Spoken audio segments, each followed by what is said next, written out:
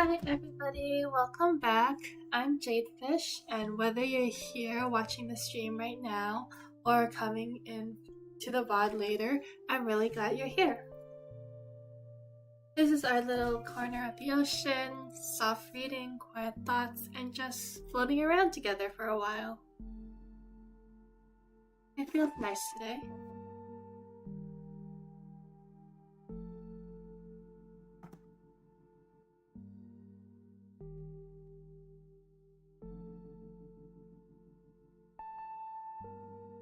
I don't really have any big life updates today, which honestly feels kind of nice after everything for the past month. The only thing is, I had a really killer headache yesterday. It seems better now, but if I feel a little off, that's probably why. Like I said, I feel better now, but the stream might end a little earlier for health's sake, because I don't want to get sick, and I don't want to stress myself out too much. So yeah, today might be just a slightest shorter drift if my brain decides it wants to throw a tantrum again. It was bad yesterday. So bad that I actually went to sleep early at 9 p.m. which is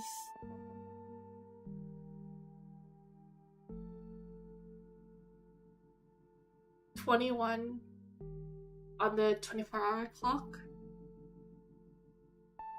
And then I slept all the way until 8:30 today. So that's like 10 hours, 11 hours straight of just sleep. Which honestly feels like a dream, considering I get like 6 to 7 hours. Well, right? If usually 6 to 7 hours. So yeah. For tonight, or today, sorry, brain, we're continuing Pride and Prejudice by Jane Austen. Still using my physical copy, still no screen sharing, just page turning, quiet reading, and vibes. Last time we read chapters 19, 20, and 21, and stopping right before chapter 22. So today, we'll be starting from chapter 22. And my tiny goal today is I just want to finish volume 1. Since volume 2 starts at chapter 24, I should be able to get there and finish chapter 24 by today, assuming my voice and brain cooperates. And I can't wait, because we're getting past the beginning and finally getting to the juicy middle part. So let's dive right into the deep end.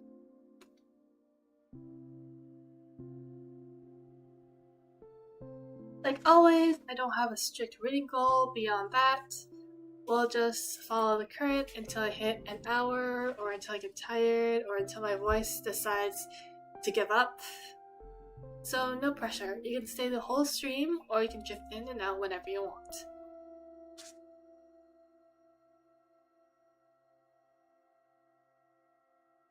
So, before we start, what do you guys think of volume 1 so far? Or did it pull you in right away, or was it one of those stories that will take a little time for you to really get invested?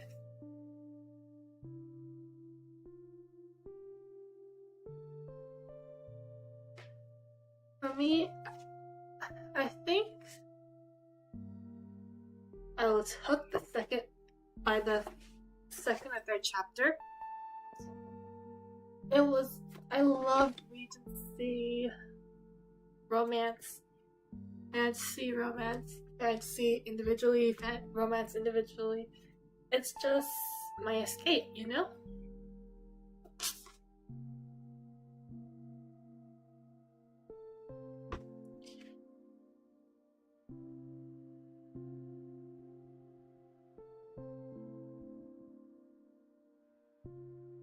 Anyway, once I start reading, I'll mostly be focused on the story. I might pause here and there to react or just think out loud, but overall this is a calm stream, so feel free to relax, study, draw, or just float around for a bit. Throw this in the background.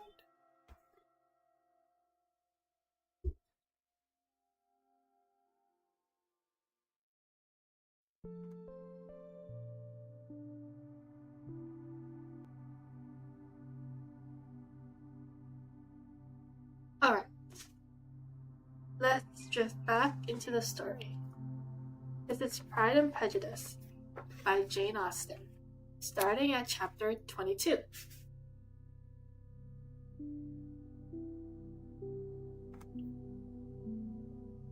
The Bennets were engaged to dine with the Lucases, and again during the sheaf of the day was Miss Lucas so kind as to listen to Mr. Collins. Elizabeth took an opportunity of thanking her. "It keeps him in good humor," said she, "and I am more obliged to you than I can express." Charlotte assured her friend of her satisfaction in being useful, and that it amply repaid her for the little sacrifice of her time. This was very amiable, as Charlotte's kindness extended further than Elizabeth had any conception of. Its object was nothing less than to secure her from any return of Mr. Cullen's address by engaging them towards herself. Such was Miss Lucas' scheme, and appearances were so favorable that when they parted at night, she would have felt almost sure of success if he had not been to leave Hunsfordshire so very soon. But here she did injustice to the fire and independence of his character, for it led him to escape out of Longbourn House the next morning with amiable slyness and hasten to Lucas Lodge to throw himself at her feet. He was anxious to avoid the notice of his cousins, from a conviction that if they saw him depart, they could not fail to conjecture his design, and he was not willing to have the attempt known till its success could be known likewise. For though feeling almost secure, and with reason, for Charlotte has been tolerably encouraging, he was comparatively defeated since the adventures of Wednesday. His reception, however, was of the most flattering kind. Miss Lucas perceived him from an upper window as he walked towards the house, and instantly set out to meet him accidentally in the lane. But little had she dared to hope that so much love and eloquency awaited her there.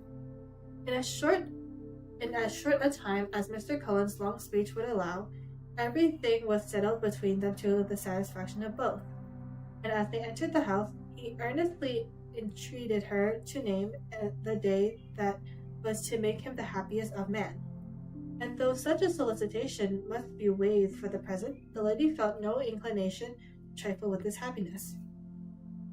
The stupidity with which he was favored by nature must guard his courtship from any charm that could make a woman wish for its countenance, as Miss Lucas, who accepted him solely for the pure and disinterested desire of an engagement, cared not how soon the establishment were gained.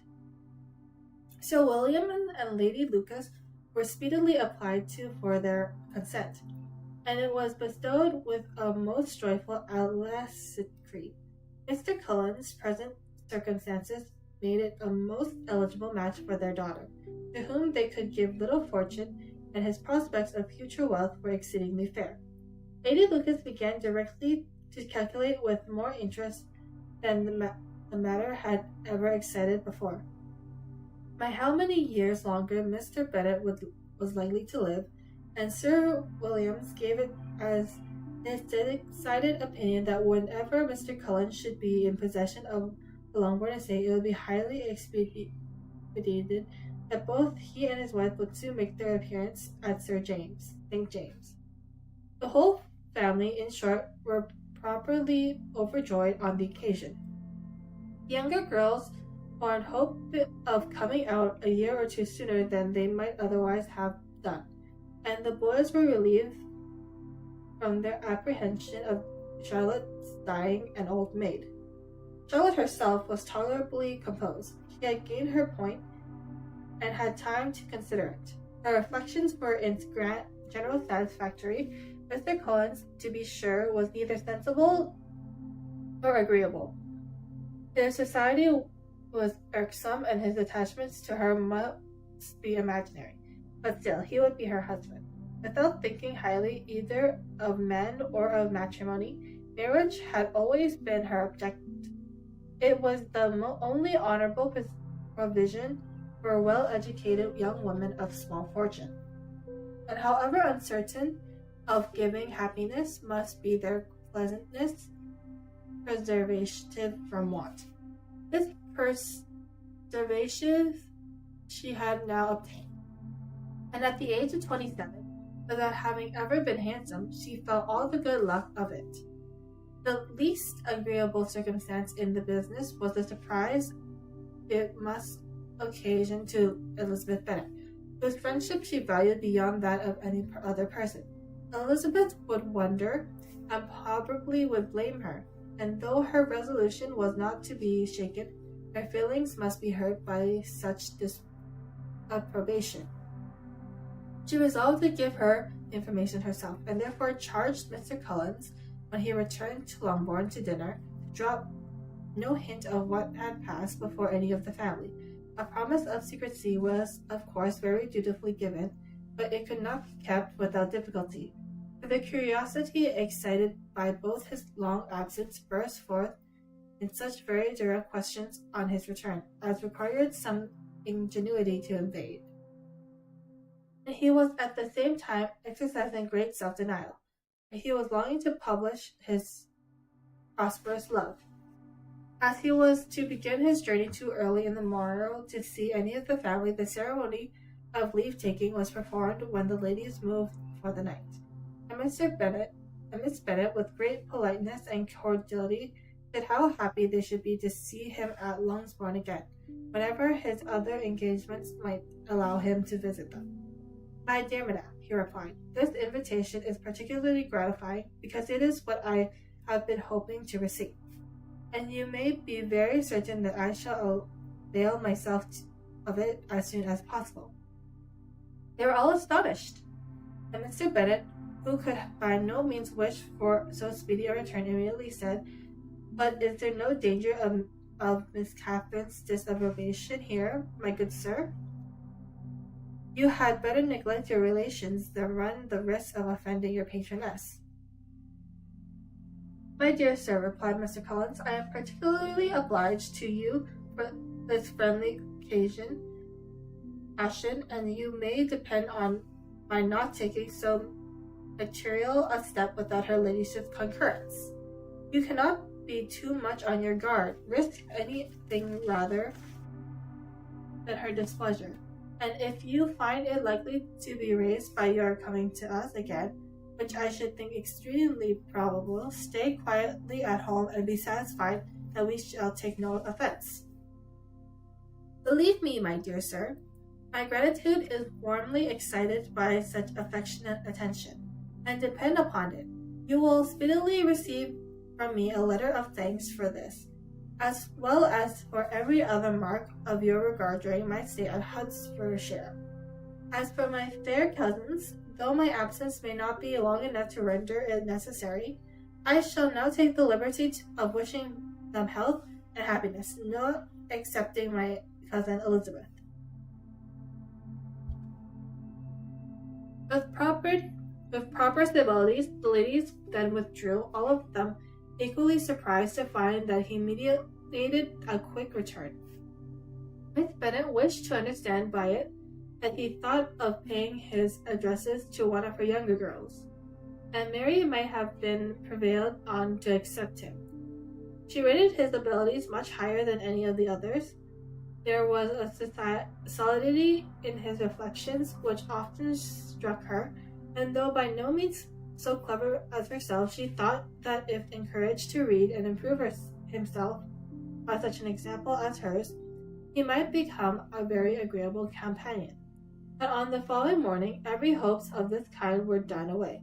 Miss Lucas called soon after breakfast, and in a private conference with Elizabeth, related the events of the day before. The possibility of Mr. Cullen's fancying himself in love with her friend had once occurred to Elizabeth within the last day or two, but that Charlotte would encourage him seemed almost as far as from possibility as she could encourage him herself, and her astonishment was consequently so great as to overcome at first the bounds of decorum, and she couldn't help but cry out, "Engaged to Cullens? Mr. Cullens, my dear Charlotte, impossible!" The steady countenance which Miss Lucas had commanded in telling her story gave way a momentary confusion here, on receiving so direct an approach. Though it is as it was no more than she expected, she soon regained her composure and calmly replied, "Why should you be surprised, my dear Eliza? Do you think it incredible that Mr. Cullen should be able to procure any woman's good opinion because he was not so happy as to succeed with you?"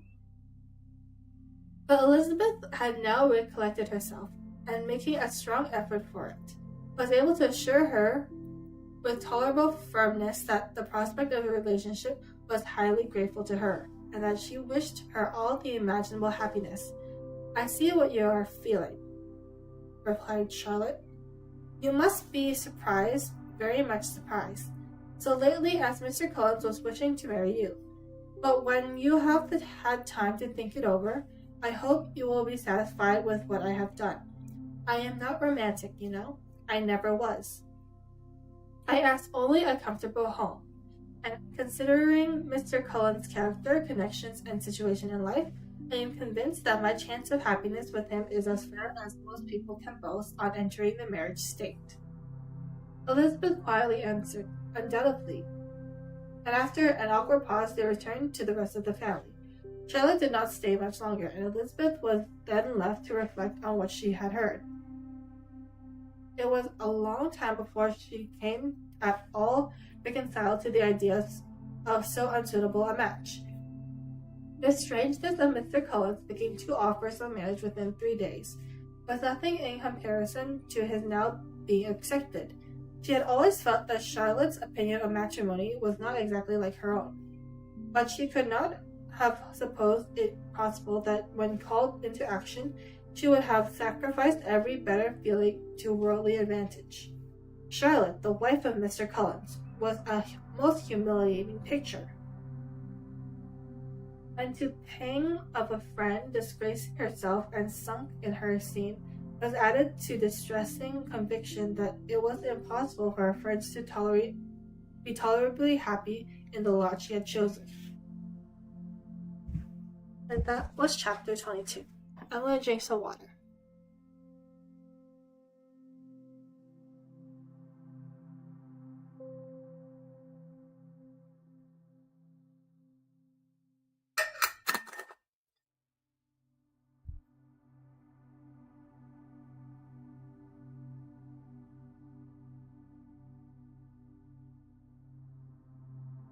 Honestly, I understand Charlotte.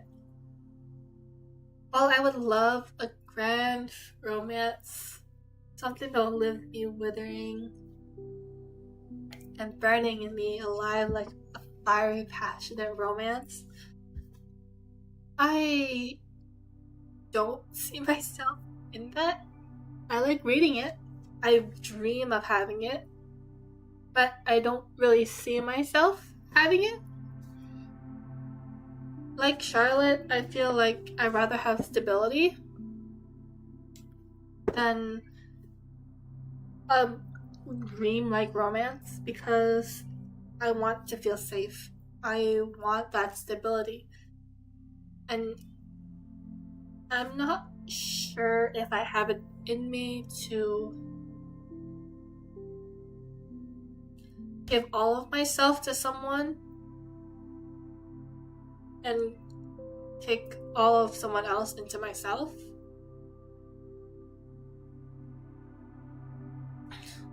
I'm not sure, because I just want to feel safe. I want to be able to go out with that person and feel safe. It's in the world right now, it's really hard to feel safe because there's so much going on. But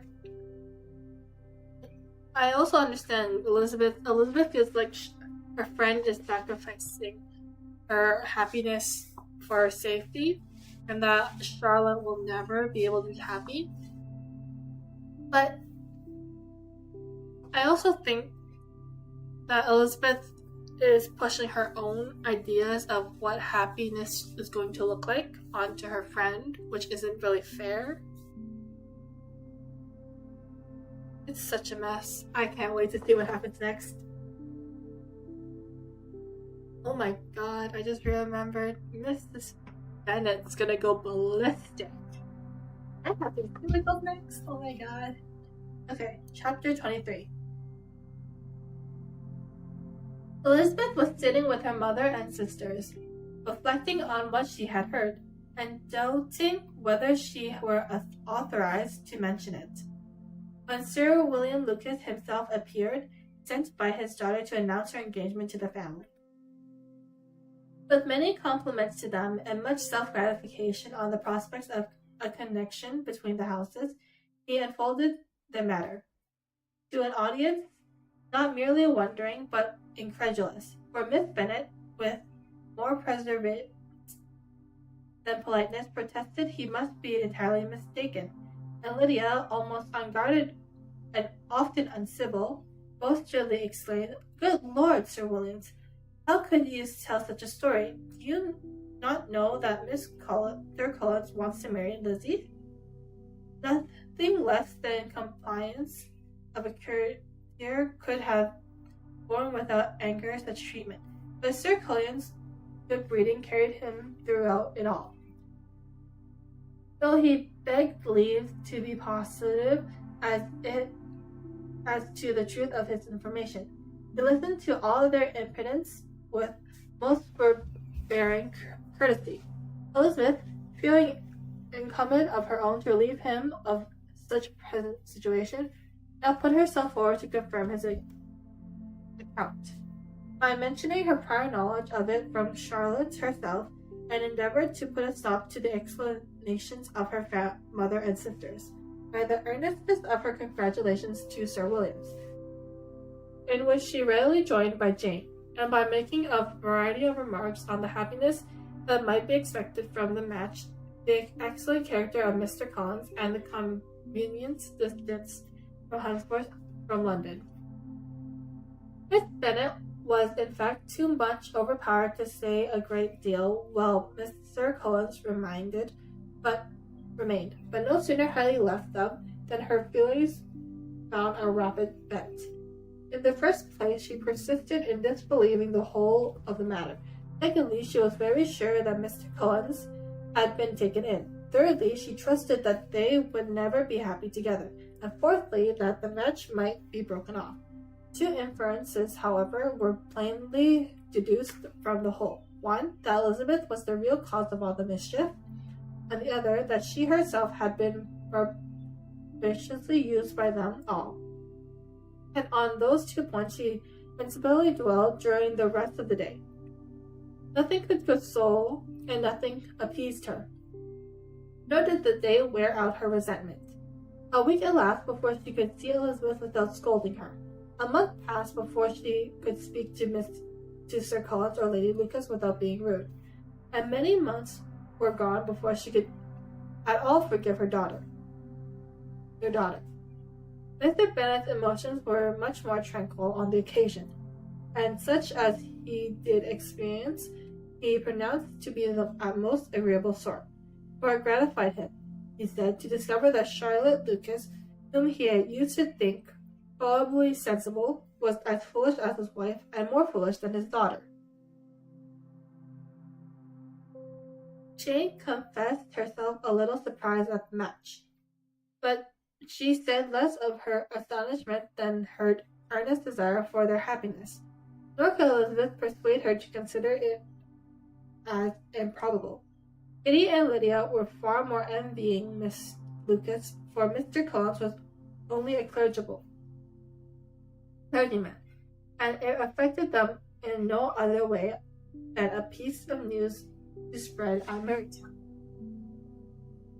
Lady Lucas could not be insensible of triumph of being able to retort on Miss Bennet the comfort of having a daughter well married, and she called at Longbourn rather oftener than usual to say how happy she was, though Miss Bennet's sour look and ill-natured remarks might have been enough to drive happiness away.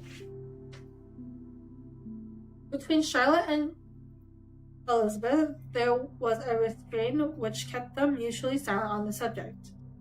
And Elizabeth felt persuaded that no real confidence could ever subsist between them again.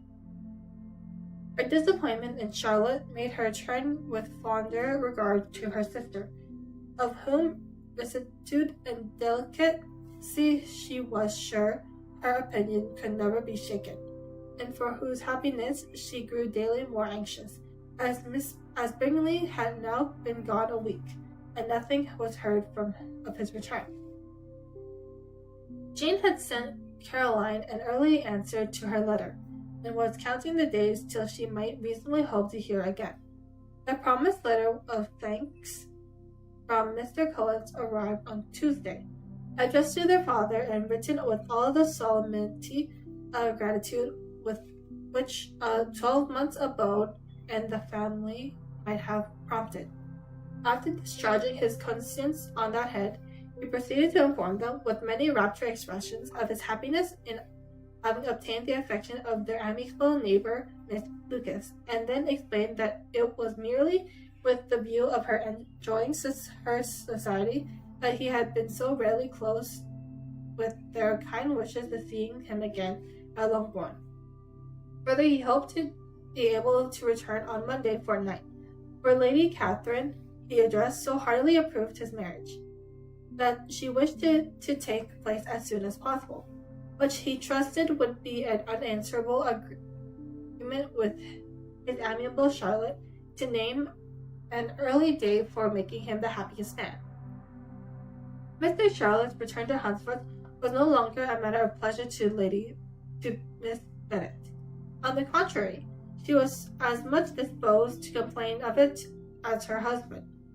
It was very strange that he should come to Longbourn instead of to Lucas Lodge. It was also very inconvenient and exceedingly troublesome.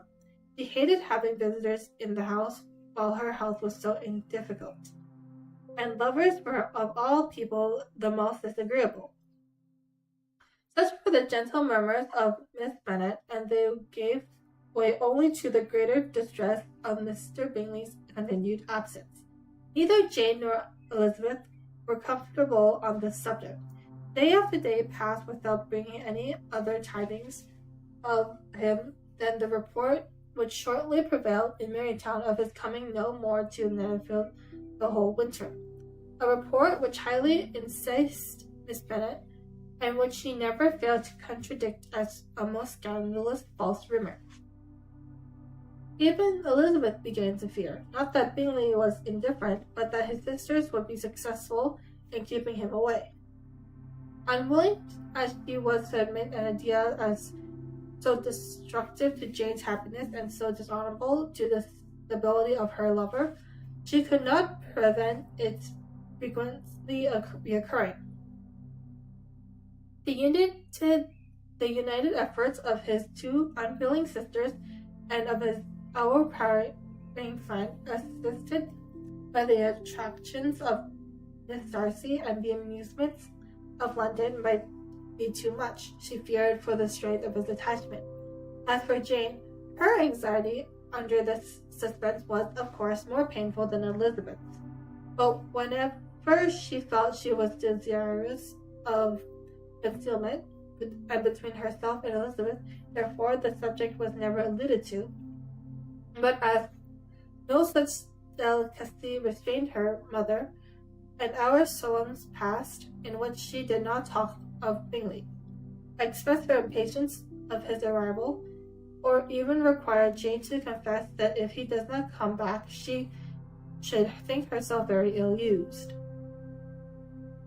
It needed all Jane's steady mildness to bear these attacks with tolerable tranquillity.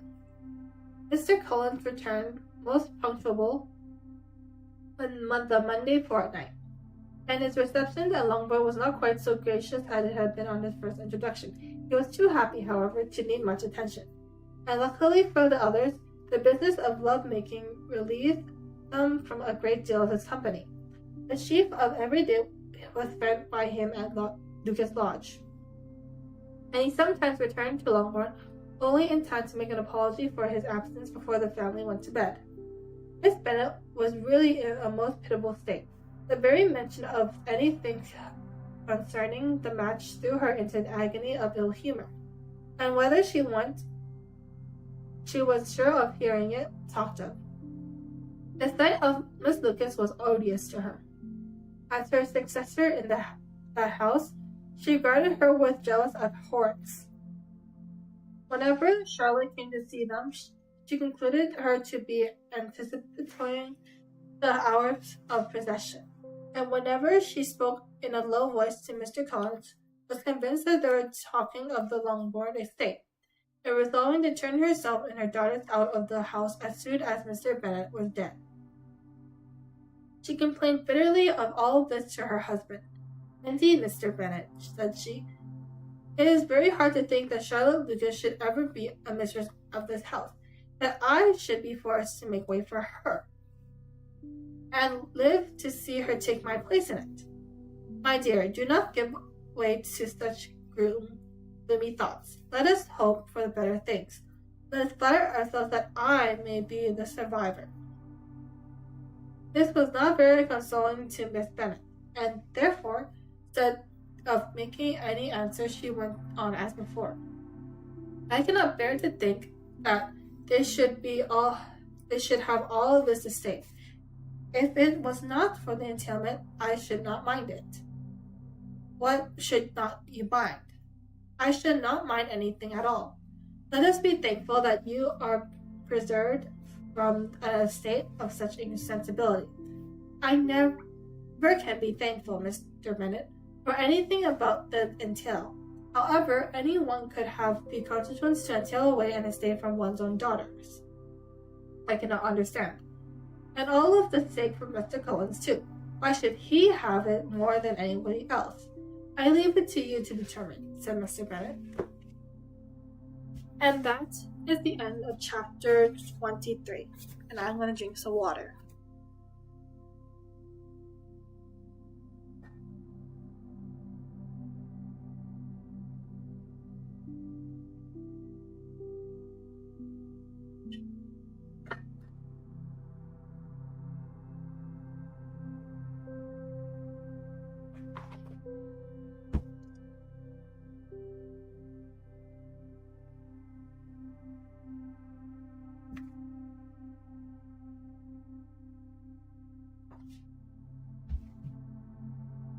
I was right.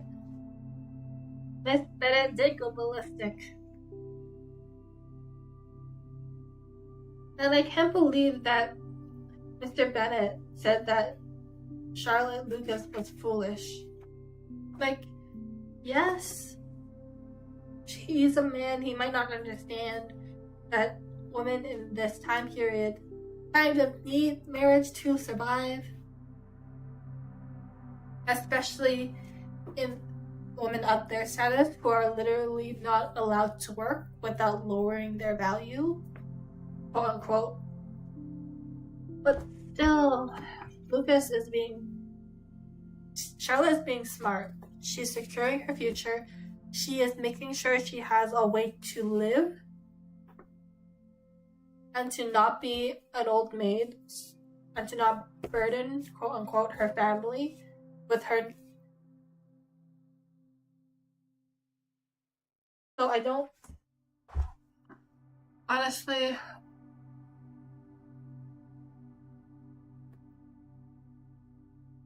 Anyways, and Miss Bennett, like, even if you're not happy, don't show it that much. You're just, honestly, Charlotte is your daughter's friend. You should at least not show your anger so openly about it. It's not as if Miss Charlotte just stole Mr. Collins away from Elizabeth. Elizabeth literally pushed Mr. Collins to her.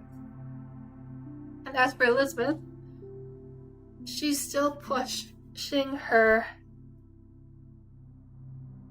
ideas of happiness onto Charlotte, insisting that Charlotte won't be happy. But she could be happy. She could.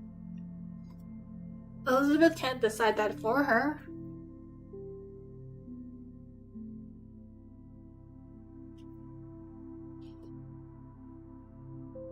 Whatever, that's the end of volume 1.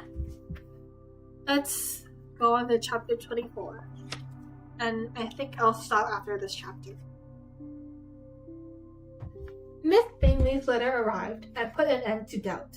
The very first sentence conveyed the assurance of their being all settled in London for the winter, and concluded that her brother's regret at not having had time to pay his respects as Fred at Hunt's for sheriff before he left the country. Hope was entirely over, and when Jane could attain to the rest of the letter, she found little except the professed affection of the writer, that could give her any comfort. Miss Darcy's praise occupied the chief of it. Her many attentions were again dwelt on, and Caroline boasted joyfully of their increasing intimacy, and ventured to predict the accomplishment of the wishes which had been unfolded in her former letter.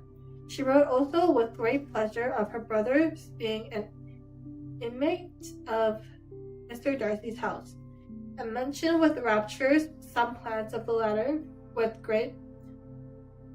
regard to furniture. Elizabeth, to whom Jane very soon committed the chief of all this, heard it in silent indignation. Her was divided between concern for her sister and resentment against all of the others. To Caroline's assertion of her brother being partial to Miss Darcy she paid no credit. That he was really fond of Jane, she doubted any more than she had ever done. And much as she had always been disposed to like him, she could not think without anger, hardly without contempt, on the easiness of temper, that want of proper resolution, which now make him the slave of his designated friends, and led him to sacrifice his own happiness to the caprice of their inclinations. Had his own happiness, however, been the only sacrifice, he might have been allowed to sport with it in whichever manner he thought best. But her sister's was involved in it, as she thought he might be sensible himself.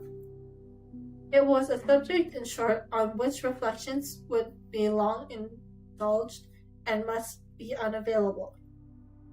She could think of nothing else, and yet whether Bingley's regard had really died away, or were suppressed by his friend's interference, whether he had awareness of Jane's attachment, or whether it had escaped his observation, whichever were the case, though his opinions of him must be materially affected by the difference, her sister's situation remained the same, her peace equally wounded. A day or two passed before Jane had the courage to speak of her feelings to Elizabeth.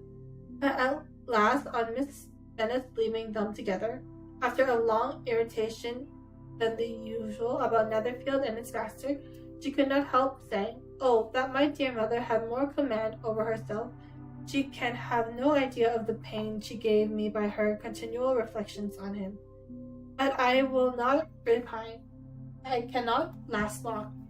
He will be forgotten, and we shall all be as we were before." Elizabeth looked at her sister with incredulous solidity, but said nothing. "You doubt me," cried Jane, slightly coloring. "Indeed, you have no reason. He may live in my memory as the most amiable man of my acquaintance, but that is all. I have nothing either to hope or fear, and nothing to reproach him with. Thank God, I have not that pain. Little time, therefore, I shall certainly try to get the better." With a stronger voice, she soon added, "I have this comfort, immediately, that it has not been more than an error of fancy on my side, and that it has done no harm to anyone but myself." "My dear Jane," exclaimed Elizabeth, "you are too good. Your sweetness and disinterestedness are really angelic. I do not know what to say to you. I feel as if I have never done you justice, or loved you as you deserve." Miss Bennet eagerly disclaimed all extraordinary merit and threw back the praise on her sister's warm affection. "Nay, Elizabeth, this is not fair. You wish to think all the world respectable, and are hurt if I speak ill of anybody. I only want to think you perfect, and that you set yourself against it. Do not be afraid of my running into any excuse of my encroachment on your privilege of universal goodwill. You need not. There are few people whom I really love, and still fewer of whom I think well. The more I see of the world, the more I am dissatisfied with it, and every day confirms my belief of the inconsistency of all human character, and of the little dependence that can be placed on the appearance of either merit or sense. I have met with two instances lately. One I cannot mention, the other is Charlotte's marriage. It is unaccountable, every view in it unaccountable. My dear Lizzie, do not give way to such feelings as these. They will ruin your happiness. Do not make allowances enough for difference of situation and temper.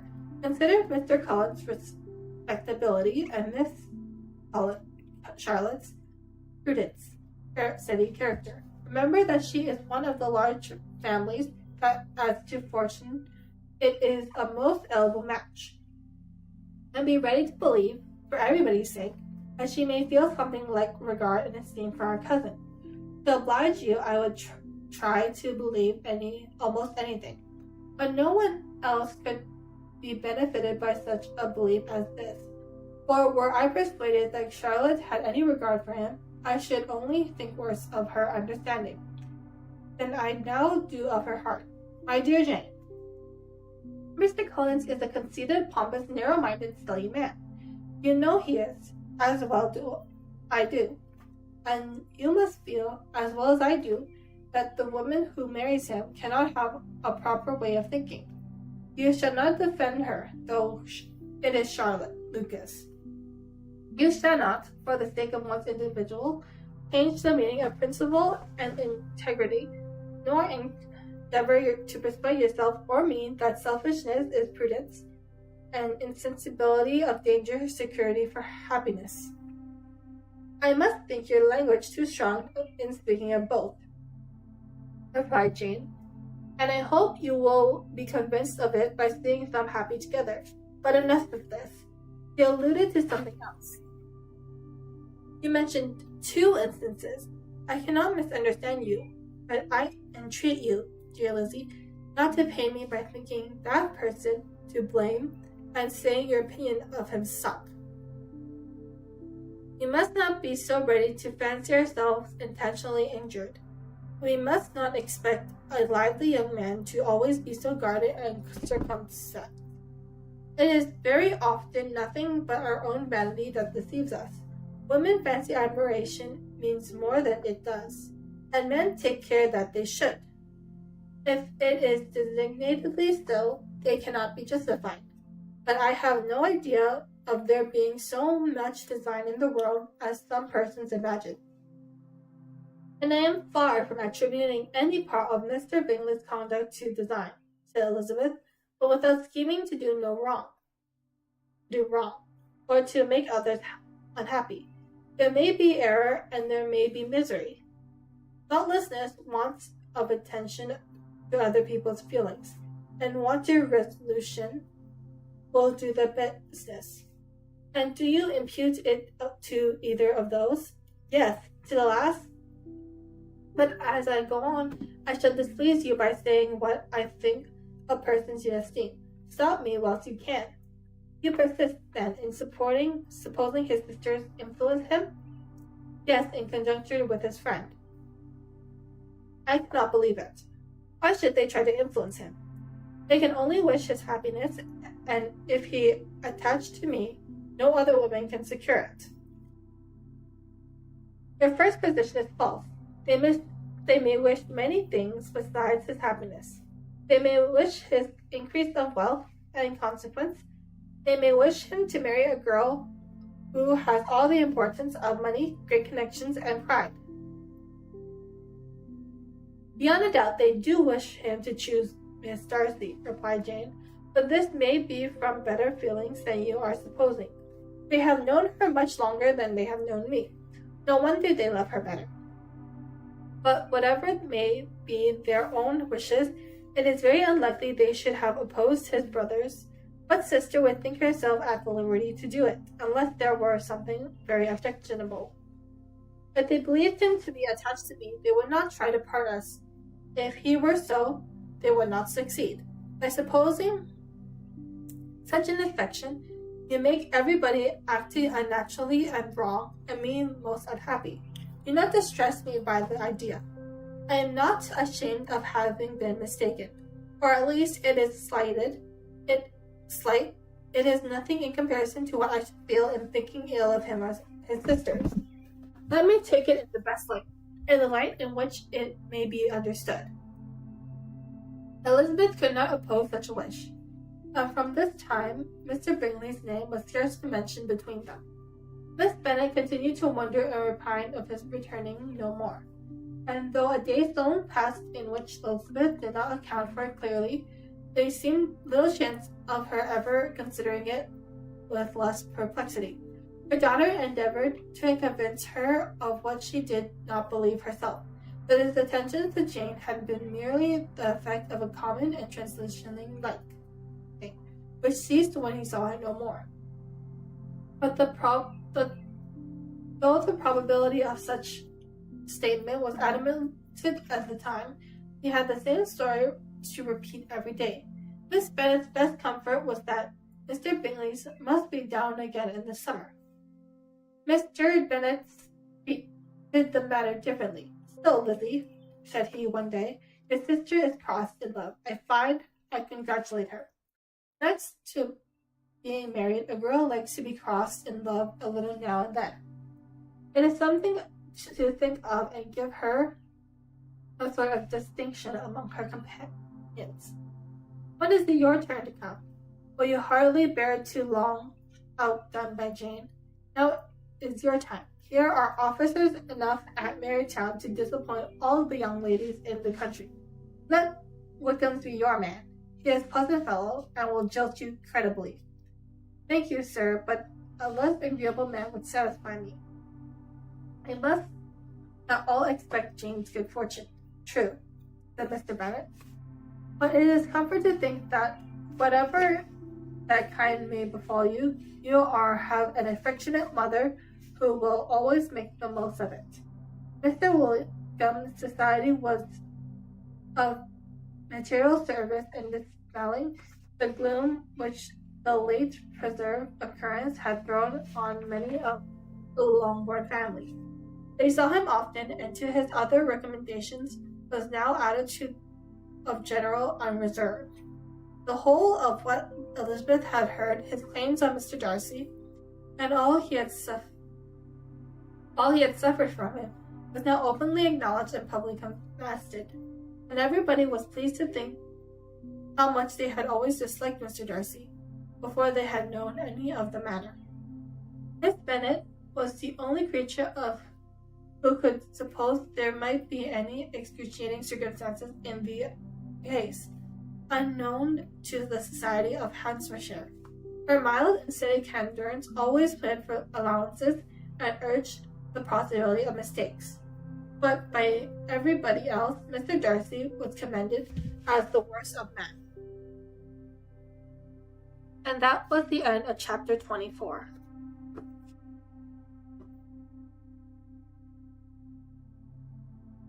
And I'm going to drink some water.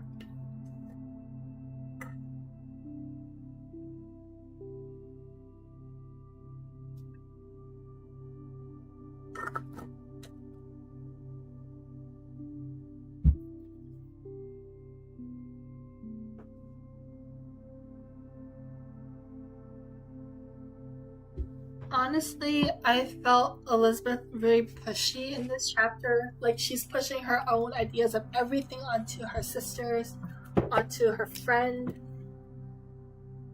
She is very much her mother's daughter in this, even if she seems to refuse to acknowledge that. Whatever. That was volume 1 done. We started chapter 24, which means the start of volume 2. And I am feeling tired, and my throat is getting tired too. So I think I'll wrap it up here.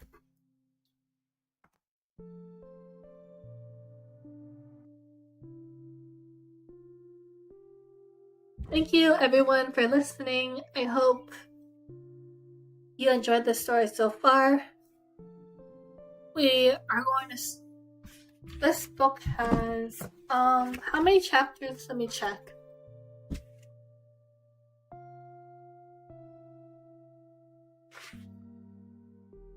I don't think there's a table of contents.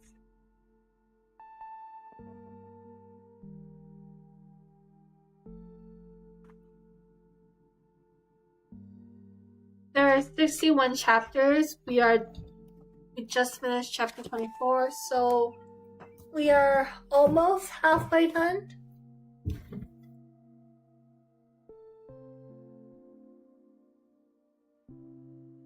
I think this will go on for like a year.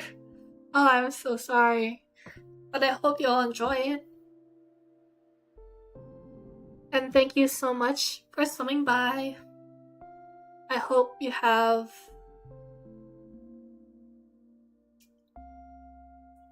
taking care of yourself. I hope my voice gave you a little bit of comfort during these trying times. And I hope you'll have a wonderful day, a lovely night, and if you're dreaming, peaceful dreams. Goodbye.